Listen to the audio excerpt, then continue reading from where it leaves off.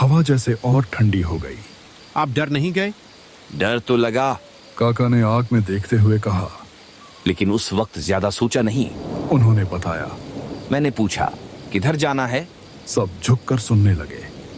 उसने कहा, पुरानी हवेली के पास। हम सब सिहर गए। काका ने सिर हिलाया। मुझे तब ये सब याद नहीं आया। उन्होंने आगे कहा। मैंने कहा, मुझे तो नदी वाला पुल पार करना है। काका की आवाज और धीमी हो गई। तभी वो बोली, वो पुल आज काम का नहीं। अलाव में लकड़ी टूट कर गिरी। मतलब उसने मुझे एक दूसरा रास्ता बताया। हम सब एक साथ बोल पड़े। काका ने हामी भरी। छोटा रास्ता, लेकिन जंगल के बीच से। काका ने गहरी सांस ली। और मैंने हाँ कर दी। हवा ने जोर का झोंका मारा। अलाव की लपटें डगमगा गईं। यहीं से सब कुछ बदलने वाला था। चबूतरे पर बैठे हम सबको अब ठंड का एहसास ही नहीं हो रहा था। डर ने जैसे बदन में अपनी जगह बना ली थी। शेखर काका की आवाज हमें उस रात में खींचे ले जा रही थी। एक ऐसी रात जहां हर कदम के साथ गलती भारी होती जा रही थी। अलाव में आग अब भी जल रही थी, लेकिन उसकी रोशनी पहले जैसी नहीं लग रही थी। परछाइयां लंबी हो चुकी थीं। जैसे ही हम उस रास्ते पर मुड़े, काका रुक गए। उनकी उंगलियां अनजाने में मुट्ठी बन गईं। मेरा दिल बैठने लगा। हवा पेड़ों से टकराकर सीटी जैसी आवाज करने लगी थी। कोहरा अब रास्ते से चिपक गया था। चारों तरफ ऊंचे ऊंचे पेड़ थे। काका बोलते जा रहे थे और हमें लग रहा था जैसे हम भी उनके पीछे पीछे उस रास्ते पर चल रहे हों। आसमान दिख ही नहीं रहा था, बस अंधेरा और सन्नाटा। किसी ने खांसने तक की हिम्मत नहीं की। उस औरत, वो आगे चल रही थी? हाँ। काका का जवाब तुरंत आया। और मैं उसके पीछे। उन्होंने थोड़ा झुककर कहा। लेकिन सबसे अजीब बात कुछ और थी। सबने एक साथ पूछा, क्या? काका की आवाज लगभग फुसफुसाहट बन गई। उसके कदमों की आवाज। हवा अचानक थम गई। आवाज नहीं आ रही थी। नहीं। काका ने धीरे से सिर हिलाया। इतना सन्नाटा कि डर लगने लगा। दूर कहीं से किसी जानवर के चीखने जैसी आवाज आई। रमेश ने रजाई और कस ली। मैंने खुद को समझाया, शायद बारिश की वजह से आवाज दब रही हो। लेकिन उनके चेहरे से साफ था, दिल ये बात मान नहीं रहा था। चलते चलते बारिश तेज हो गई। हवा ने अलाव को झटका दिया। चिंगारियां उड़कर अंधेरे में गुम हो गईं। तभी वो अचानक रुक गई। मेरे गले में कुछ अटक सा गया। फिर उसने कहा, बस 2 कदम और। काका ने आंखें बंद कर ली। मेरा घर आ गया।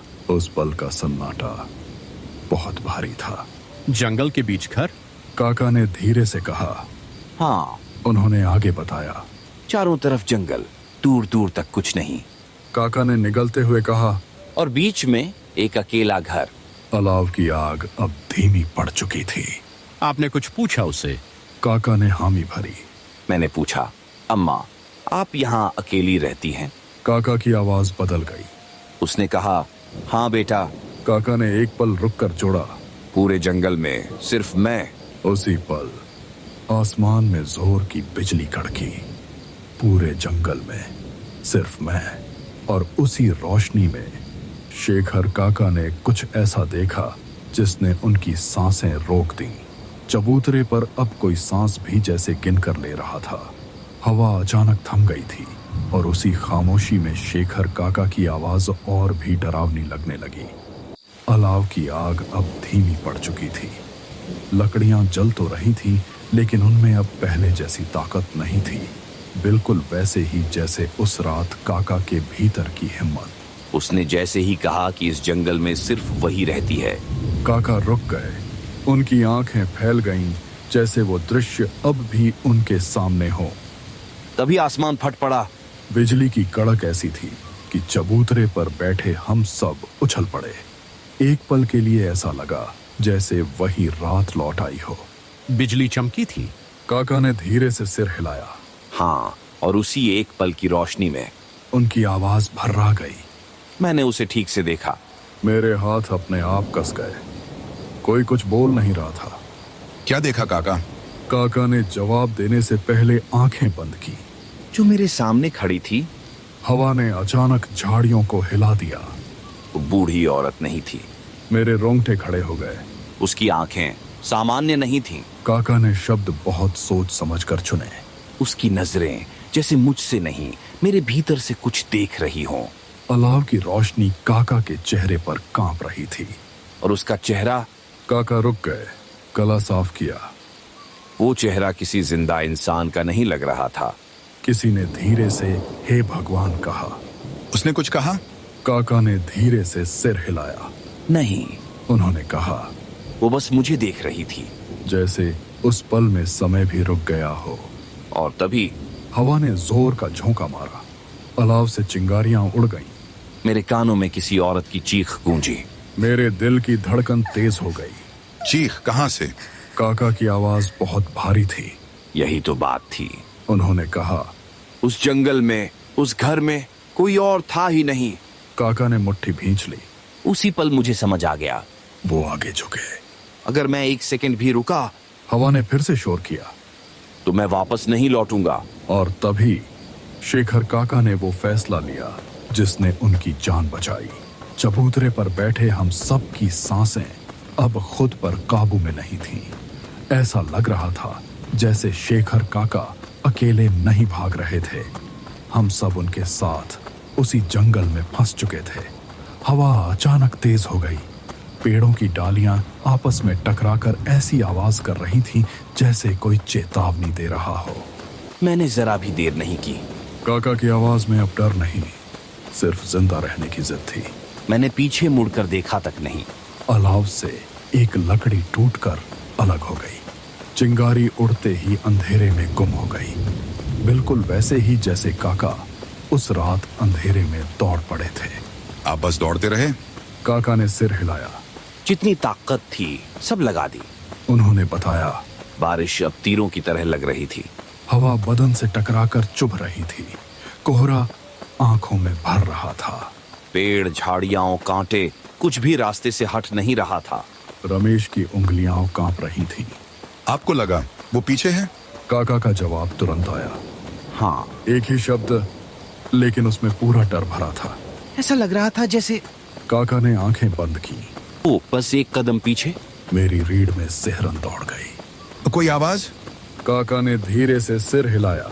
नहीं, उन्होंने कहा, बस वही सन्नाटा और फिर जो पीछा होने से भी ज्यादा डरावना होता है। हवा ने अचानक जोर का झोंका मारा। अलाव की लपटें लगभग बुझ गईं। भागते भागते मेरे पैर लड़खड़ा गए। सबकी सांस अटक गई। गिर गए थे? काका ने सिर हिलाया। लेकिन रुका नहीं। उन्होंने कहा, उस रात मुझे समझ आ गया था, काका ने सामने देखा। रुकना मतलब खत्म। काफी देर तक सिर्फ दौड़ने की कहानी थी। सांसें, डर, अंधेरा सब खुल चुके थे। और फिर काका की आवाज थोड़ी धीमी पड़ी। जंगल खत्म हुआ। हम सब ने एक साथ राहत की सांस ली। मेरे सामने रोशनी थी। वो रोशनी सिर्फ गांव की नहीं थी, जिंदगी की थी। चबूतरे पर अब सिर्फ ठंडी हवा थी। आग की जगह राख रह गई थी और हमारे भीतर वो डर जो अब भी पूरी तरह गया नहीं था। शेखर काका धीरे धीरे खड़े हुए। उनकी चाल में आज भी उस रात की थकान छुपी हुई लग रही थी। उस रात मैं चारपाई पर लेटा जरूर था। काका ने आसमान की तरफ देखा, लेकिन नींद मेरी आंखों से बहुत दूर थी। हवा ने एक लंबी सांस जैसी आवाज निकाली। बार बार वही चेहरा सामने आ जाता था। हम सब बिना पलक झपकाए सुन रहे थे। वही आंखें, वही खामोशी। काका ने पल भर को रुककर कहा, और वो एहसास उनकी आवाज भर्रा गई कि अगर उस रात मैंने शॉर्टकट न लिया होता। हवा तेज हो गई। ओ, तो ये सब नहीं होता। काका ने हमारी तरफ देखा। सुबह होते ही मैं बिना रुके अपने घर की तरफ चल पड़ा। पूरब की तरफ हल्की रोशनी उगने लगी थी। और उसी दिन काका ने जोर देकर कहा, मैंने एक कसम खाई हम सब झुक आए कि जिंदगी में कभी भी जल्दबाजी में गलत रास्ता नहीं चुनूंगा। काका ने गहरी सांस ली। और ये भी उनकी आंखें सीधी हम पर थीं। कि सुनसान रास्तों पर बिना सोचे किसी की मदद के लिए कदम नहीं